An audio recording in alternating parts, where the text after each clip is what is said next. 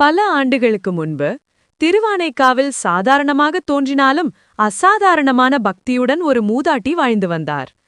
ஒவ்வொரு நாளும் திருச்சிராப்பள்ளிக்கு சென்று சிவபெருமானுக்கு பூமாலை கட்டிக் கொடுப்பதே அவருடைய உயிர் பணியாக இருந்தது. அந்த மூதாட்டிக்கு ஒரே ஒரு மகள் பிரசவத்திற்காக தாயார் வீட்டிற்கு வந்திருந்தாள்.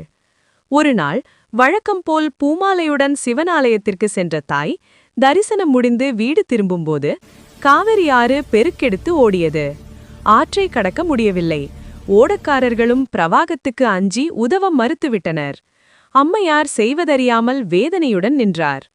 அப்போது அவருடைய உள்ளம் ஒரே ஒரு பெயரைச் சொன்னது: குன்றுடையான், என் மகளை காப்பாற்று. அதே நேரத்தில் வீட்டில் மகளுக்கு பிரசவ வேதனை தொடங்கியது.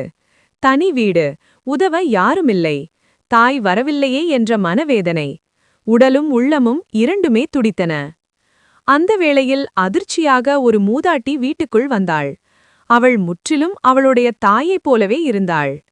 மகள் மகிழ்ச்சியுடன், அம்மா வந்துட்டீங்களா என்று கண்ணீருடன் கேட்டாள்.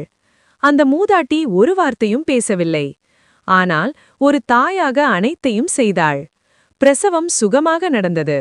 குழந்தை அழுதது. வீடு ஆனந்தத்தில் நனைந்தது. 3 நாட்கள் அந்த மூதாட்டி தாயைப் போலவே இருந்து எல்லாவற்றையும் கவனித்தாள். பிறகு ஒரு கணத்தில் அவள் மறைந்துவிட்டாள். அதே நேரம் காவிரி நீர் வடிய உண்மையான தாய் வீட்டிற்கு வந்து சேர்ந்தாள். மகளும் பேரக்குழந்தையும் நலமாக இருப்பதை பார்த்து அவள் கண்கள் நனைந்தன. உனக்கு உதவி செய்தவர் யார் என்று கேட்டாள்.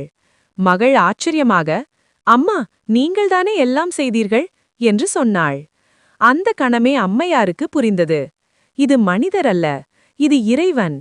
என் மகளுக்கு தாயாக வந்து சிவபெருமானை காப்பாற்றியிருக்கிறார். அன்று முதல் திருச்சிராப்பள்ளியில் வீற்றிருக்கும் சிவபெருமான் தாயுமானவர் என்று அழைக்கப்படுகிறார். ஏனெனில் இறைவன் எப்போதும் நம்மை ஒரு தாயைப் போல காக்கிறார். கடவுளை நம்பினோர் ஒருபோதும் கைவிடப்படார்.